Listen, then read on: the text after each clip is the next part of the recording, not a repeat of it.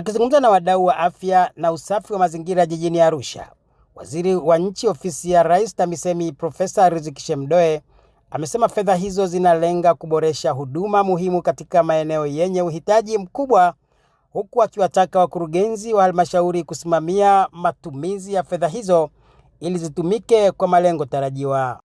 Kwa mwaka wa fedha 2026/27 serikali imeidhinisha shilingi bilioni 35.2 kwa ajili ya kujenga miundombinu hiyo kwenye shule 274 na vituo vya afya 274.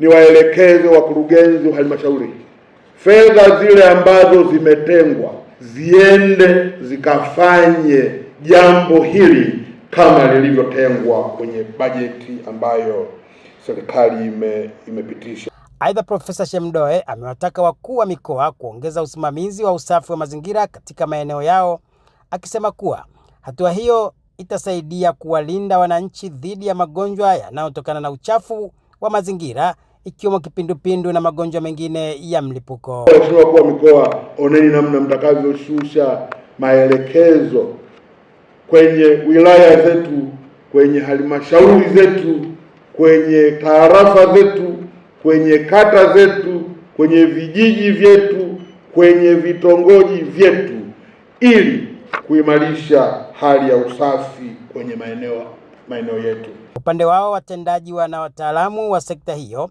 pamoja na kuelezea hatua waliofikia katika utekelezaji wa majukumu yao, pia wameelezea baadhi ya changamoto zikiwemo za uhaba wa wataalamu, umbali mrefu wa kufikia maeneo ya utoaji wa huduma, na wameomba zitatuliwe ili kuongeza ufanisi na malengo yaweze kufikiwa.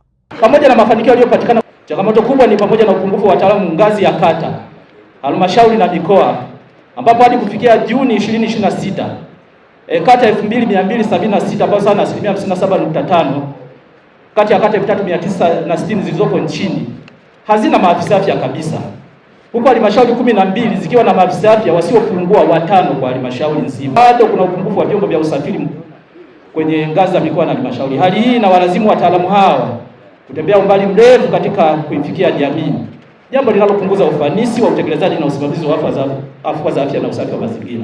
Malengo ya kikao hiki ni kutathmini mpango kazi waliojiwekea maafisa afya katika ngazi zote kuanzia mikoa mpaka mamlaka za serikali za mitaa, lakini pia kuweka mpango kazi wa mwaka ujao. Wataalamu hao wanaojadili masuala mbalimbali ya kuimarisha afya na usafi wa mazingira wanatarajiwa kuandaa mapendekezo yatakayosaidia kuziba mianya yote inayochangia kuibuka kwa magonjwa ya milipuko, ikiwemo yanayosababishwa na uchafu.